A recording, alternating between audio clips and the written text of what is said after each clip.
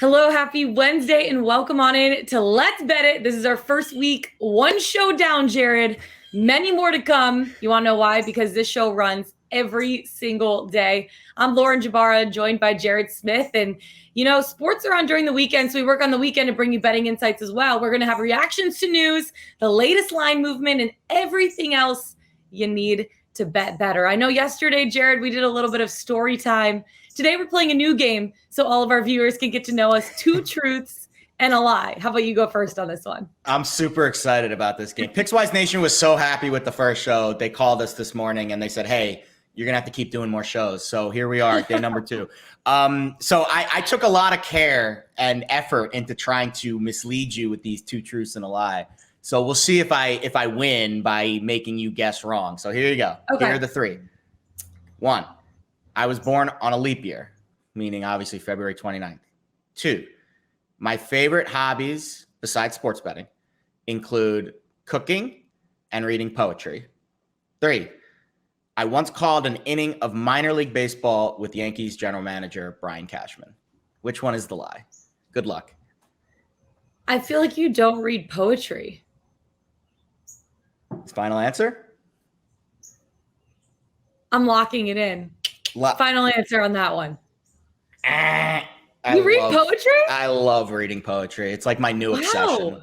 I was not born on a leap year. I was not born on a leap year. I was born on February 28th, the day before. Oh my gosh, right before. Okay, well that was good. I feel like maybe I should get into some poetry after this too. I'll send you a book that I'm reading now. Feel free. Send it on over. I will. Okay, mine. Are you ready for it? Mine are more like adventurous things. I don't know why. That's all I could think of. Okay. Number 1, I've gone skydiving. Number 2, I've ran 2 marathons. Or number 3, I play guitar and write music. Well, we became Instagram friends last night, and I know that you play music, so that's definitely dang it. Yeah, okay, that's definitely true. So you got a 50-50 shot. 50-50 shot. So I'm assuming. Wait, what was the first one again? I've gone skydiving. See, based on my initial. See, I'm putting on my handicapper hat here. Obviously. You do seem like a very adventurous person. I would never go skydiving. You do seem like a person who would, and I'm guessing that you have ran a marathon, but just not 2.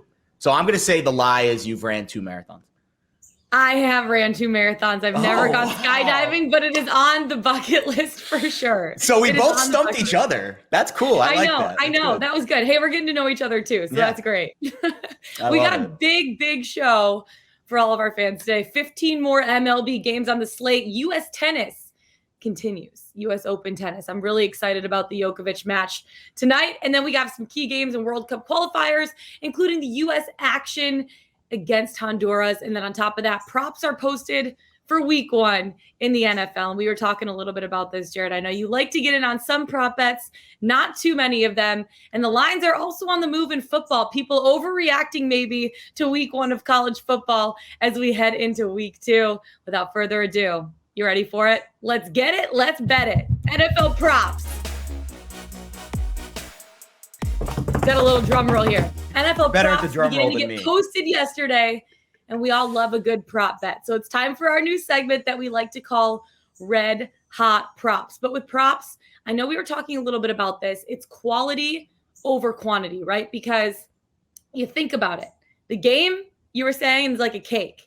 Each prop bet is like a slice. God forbid you eat half the cake. You're not going to be feeling too good, and your pockets might be a little bit empty after a couple losses, So looking at these prop bets, here's how we're going to do this. I'm going to give you a player. I'm going to give you a stat, and you tell me over or under for the total for the season. Are you ready for this? I'm ready. So these are season-long props. These are season-long props, which is important because I think there's a little bit of a difference there between season-long and game props. I love the cake analogy, though, because now I'm super. We have another bakery analogy later in the show, and we're just getting into it.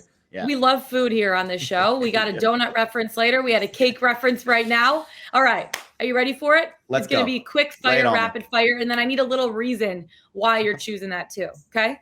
Okay. All righty. First one, Damian Harris, 845.5 rush yards. Over. Sony Michel's gone. He had a good year last year. Sony Michel's gone in New England. Mac Jones, quarterback, rookie quarterback. What do you do for a rookie quarterback? Establish the run. Over on Damian Harris. I like it. That was quick. Yeah. Lamar Jackson, 945.5 rush yards. If he plays the full season, way over. I think he said back-to-back 1,000-yard years. So that's an over for me as well. But again, a lot of these props, season longs, are basically games played props. Because these guys, if they play, they're going to go over, especially with some of these lower numbers. So I like Lamar Jackson to get 1,000 yards rushing if he plays the full season. Josh Allen, 4,550.5 pass yards. So here's my hot take on Josh Allen. I think he's the best quarterback in the NFL, top to bottom. I do. And I think he proved it last year. And I think his legs is what sets up his pass, because you have to put an extra guy in the box, which leaves the back end open. And he throws such a great deep ball that I think with the extra game, again, if he plays the full season, he's going to have a big year, maybe even a 5,000-yard passing season. I'm staying at my friend's house right now, and she had her fantasy draft last night, and she's like, do I choose Josh Allen as my quarterback? I'm like, you absolutely choose Josh Allen as your quarterback. All right, next one. Kirk Cousins, 4,200.5 pass yards. All right, so obviously COVID is the big, weird part here, because that's been the whole talk of the offseason. I don't want to make this a discussion about his decision, but I think if you're handicapping season-long bets or even individual game bets, you're a fool to not know which players are vaccinated and which ones aren't, because that could change the roster in a minute. Doesn't mean you have to agree or disagree with his decision, but you should know the information. Kirk Cousins, not vaccinated. It's been a big story in the offseason. I would lean under there because I would assume at some point he's going to miss some time. Matthew Stafford going to a new team, 45.95 pass yards. This is your guy, right? This is guy. I'm not the biggest Matthew Stafford fan, but I do think this is going to be a good opportunity for him playing for a new team, being able to actually play in some of those big games, as he said, and not just like the random 1 p.m. games on a Sunday. That was a quote that was taken from him. I agree. I'm going under, though, because I'm worried about injuries. Now, here's an interesting note, and I'm going to release an article later this week. Jay Croucher over at PointsBet says the most exposed they are in the MVP market is to Matthew Stafford. So over at PointsBet, they're going to be they're going to hope Matthew Stafford has a really bad year. That was surprising to me. There were some other surprises we'll release in that article later this week. But I would say under, just because of he already has some thumb issues, and that's been an issue for him. So I'll lean under there. I was going to lean on the under there too, just because I'm not the biggest Matthew Stafford fan in general. But at the same time, you know what? I wish him the best this season with his new team under a new coach. Zach Wilson, 3,800.5 pass yards. This is my guy. All gas, no brakes. That seems like a pretty low number to me, actually, especially because Trevor Lawrence, I thought I saw him right around 4,000. And if I had to estimate Jaguars or Jets, who's going to have the more aggressive, high-flying offense this year, I would say Jets. So I'm going to go over on Zach Wilson. I like that. Okay, last but not least, Antonio Brown, 700.5 receiving yards. Oh, my God. AB, baby. So the Godwin injury this week, and I know he's in and out. I think Godwin will play this week. I would go under on AB. Now, this is like the wild card of it. And if Antonio Brown, I think he only played in 8 games last year, and he had almost 500 yards receiving.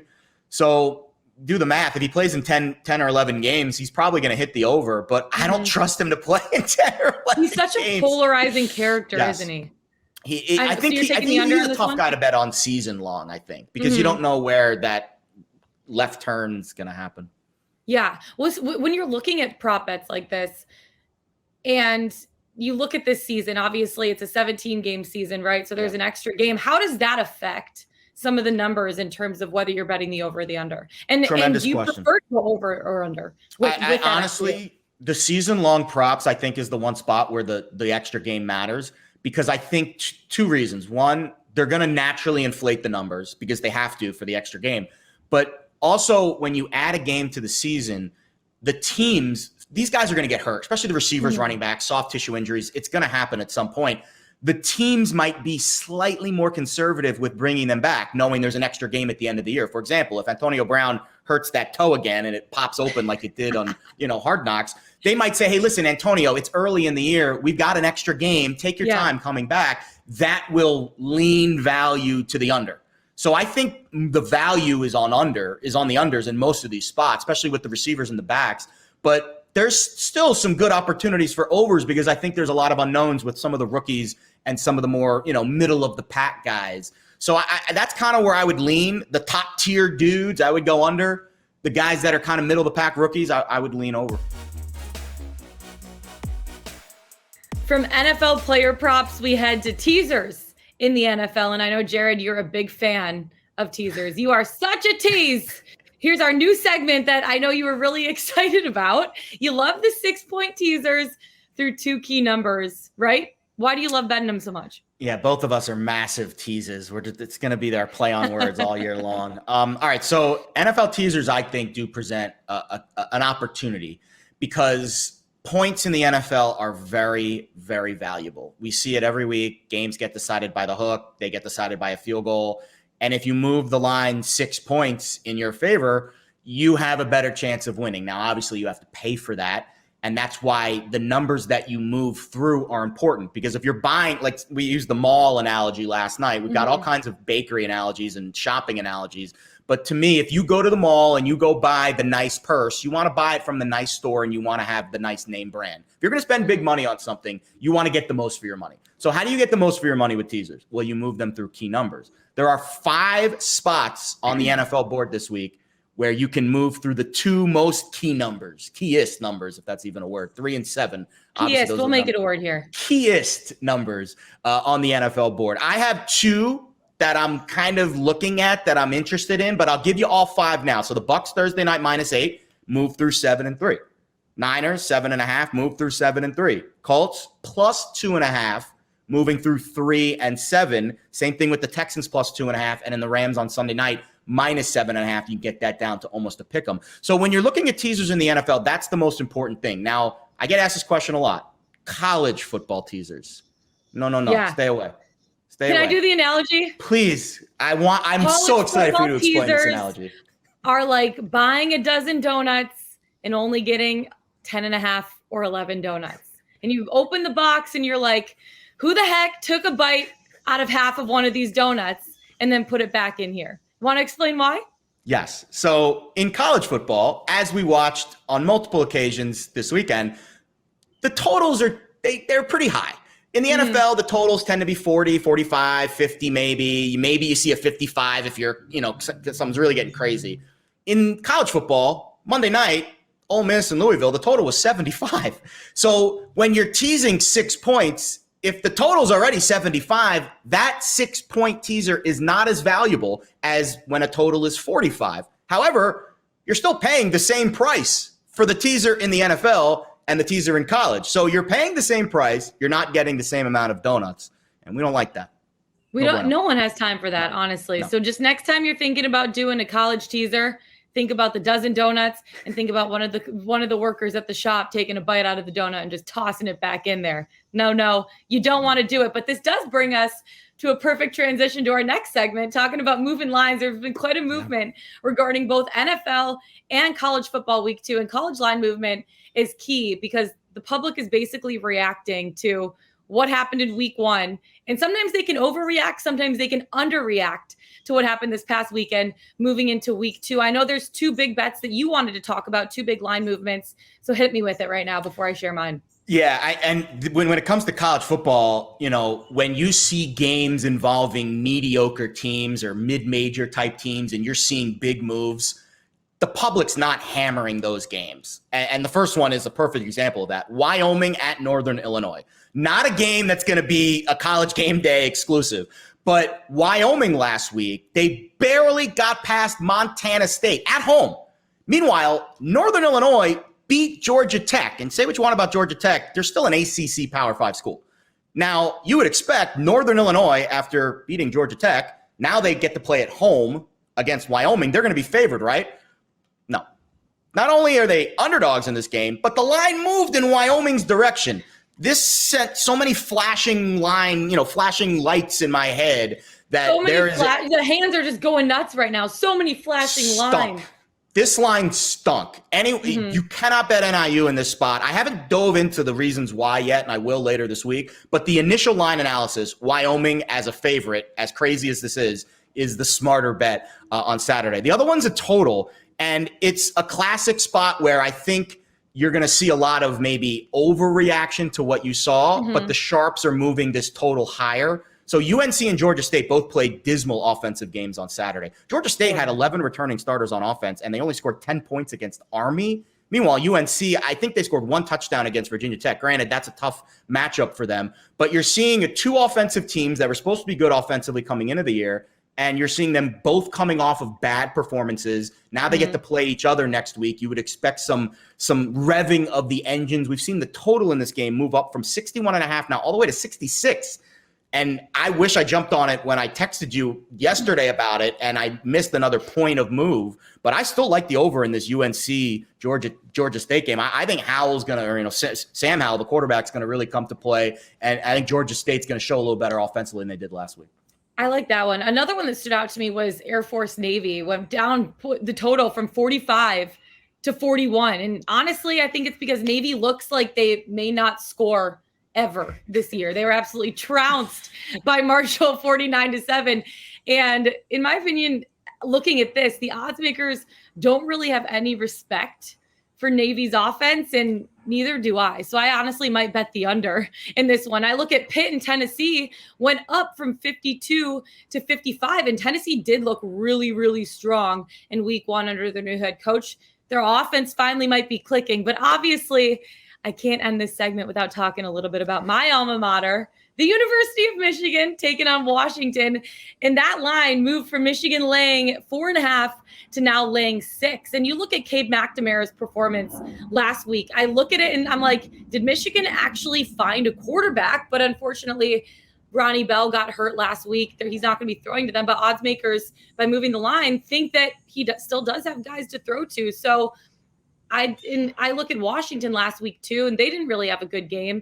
But I was actually talking to my brother about this, and we have a little side bet going. I'm like, definitely, Michigan laying 6, they're going to be fine. And my brother's like, oh, I don't know. He doesn't think Washington's as bad as they looked last week against Montana, even though they only had 1 touchdown. So he thinks that they're going to actually bounce back and cover the spread. So I have a little side bet going with him as well. But honestly, I think Michigan looked really good last week, and I feel good about them laying 6 here against Washington. And the home crowd night game, I think Washington's offense is going to struggle if they couldn't score against Montana. Michigan, as the offense, the quarterback situation being what it is, their defense, I think, is pretty good. They've got some big-time players on the other side. I think Washington's going to struggle to move the ball. I do think that game's going to be a little bit tighter than, maybe the Western game was last week. But I think the line movement's pretty telling there. I think it's going to be really exciting. But a lot of the time, with all this football happening, week 2 in college football, week 1 in NFL starting tomorrow, which is crazy. It feels like it was just yesterday. It was February playing in the Super Bowl. And now week 1 starts tomorrow. But a lot of the time we forget about sports like Major League Baseball, where there's a lot of really good, exciting things happening. There's only like 3 weeks left in the season, and betting futures can be tricky, as most of the value has been sucked out of the long shots. But I know that you have a brief story about the Nationals in 2019 that you were talking about. You want to share with the beautiful Pickswise audience what that is? I would love to bottle up that moment in my life and sell it to people. It was a high moment. It was, because I felt like I had a really good feel on the market. And I think that's going to be a challenge heading into this baseball postseason, because I think the teams that I feel strongly about, like I did about the Nationals. So I bet the Nationals at 14-1 the night before the wild card game in 2019. And my handicap was, if they win the wild card game, I like the way they matched up against the Dodgers, because they have 3 aces: Strasburg, Scherzer, Corbin. And obviously the wild card game itself was a sweat. Then they get into the NLDS against the Dodgers. That was a sweat, went 5 games. They came back late in game 5 to win it. But I think the format, the structure of their team matches a couple of the other teams that I'm leaning on in the futures market in baseball this year. One of them is the White Sox. They've got an incredible rotation. I love the White Sox rotation, and their bullpen in the back end is really strong. And I've got a little bit of fire for the Brewers here. Woodruff's been scaring me a little bit, but Burns, Woodruff, Peralta, you see the way that the rotation can stack up in a shorter series. So those are the two teams I'm targeting, in the futures market. I've got tickets on both. And I just think if you're betting the futures market now, you stay away from teams like the Dodgers and the Yankees because there's no value there. You can bet them game to game and probably get a better, output at the end of the day. But if you want to look to fire on a team in the futures market in baseball, starting pitching and bullpen in the postseason matters more than offense. Don't worry about the Brewers offense. If they can start, those three guys, Burns, Peralta, and Woodruff, and they can keep those guys in the game late, that's going to help them, win some postseason games. So those are the two teams I'm targeting in baseball. Yeah. When you're looking at, who's going to win the World Series this year and betting those futures with 3 weeks left, like I look at a team like the Giants, right? Obviously they've been a surprise all season. They're plus 950 right now. And with everything kind of tightening up and people dropping off in mass in terms of, actually being able to be in contention to win the World Series this year, the Giants are really good. And you look at them head to head against the Dodgers this season, they've won the head to head season series. What do you think about a team like that? I think the Giants, I believe they're one of the oldest teams in baseball. They have experience everywhere. Longoria, Crawford and Belt, they won the World Series with, they were on those World Series teams, the Giants, in the early 2010 run. And you've got Longoria, who's also been to a World Series with the Rays. You've got, and Chris Bryant, who won the World Series with the Cubs. You've got experience. I'll be honest, I'm a little bit worried about their starting pitching. And that's where I don't know if I trust Anthony DeSclafani and Kevin Gossman. I know they've been great this year, but they've never been in the playoffs before. They've never really gotten to that spot. And I don't know. I like the Giants. I'm a little concerned about the starting pitching depth, though. That's the one issue that I have with San Francisco, but a remarkable. So the fact that they've put it together this year, and they were, I think, 50 or 60 to 1 to win the division preseason. And they're in first place now here almost, end of the year is very impressive. Yeah, now their odds to win the NL West is at plus 160, which is pretty incredible. And to do that, though, they're going to have to do something that they haven't done. They've only done like 3 times ever in the history of their team, is win 100 games. Do you think they're going to be able to get to it? I think the Giants are fortunate that the Padres are having a really poor year. Or at least poor by the standards of what we thought. No one expected at the beginning of the season this year. You look at their roster and you're like, they're having a bad season this year? All things considered, they're having a good season. But compared to where you expected the Padres to be, I think they're underachieving. And a lot of that starting pitching.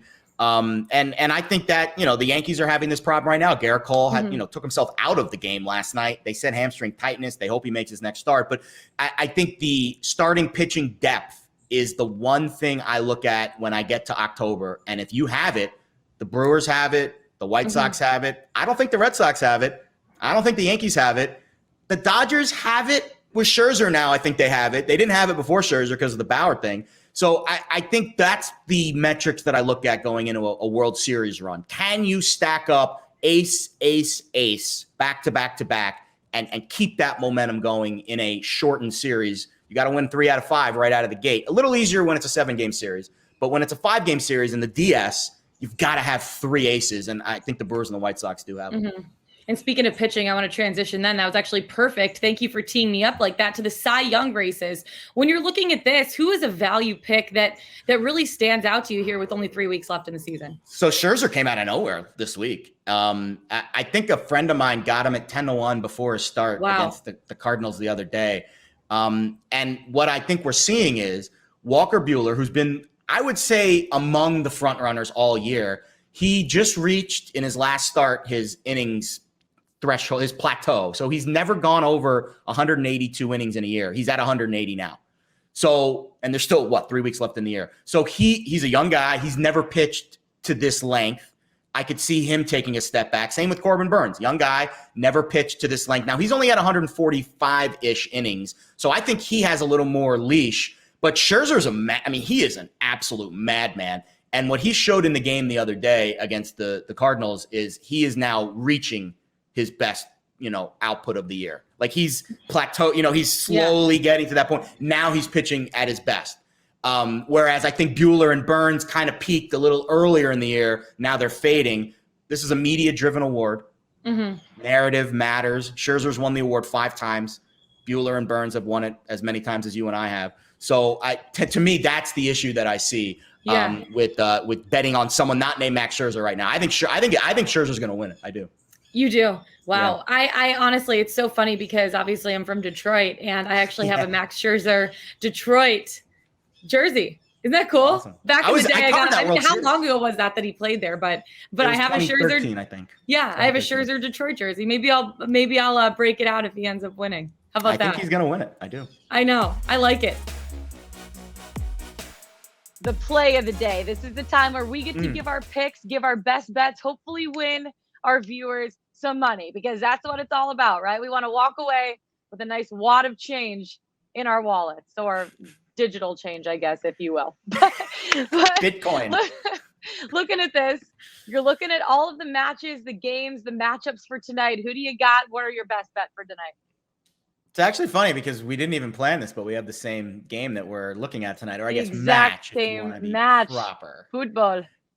Footy. We love the footy here on the show. All right, so USA and Honduras, World Cup qualifying tonight. Now, I don't want to say this is do or die, but it's getting to be that point for Team USA. They've had two really disappointing draws in their first two qualifying matches. The one against Canada was really rough because they had a lead in that one.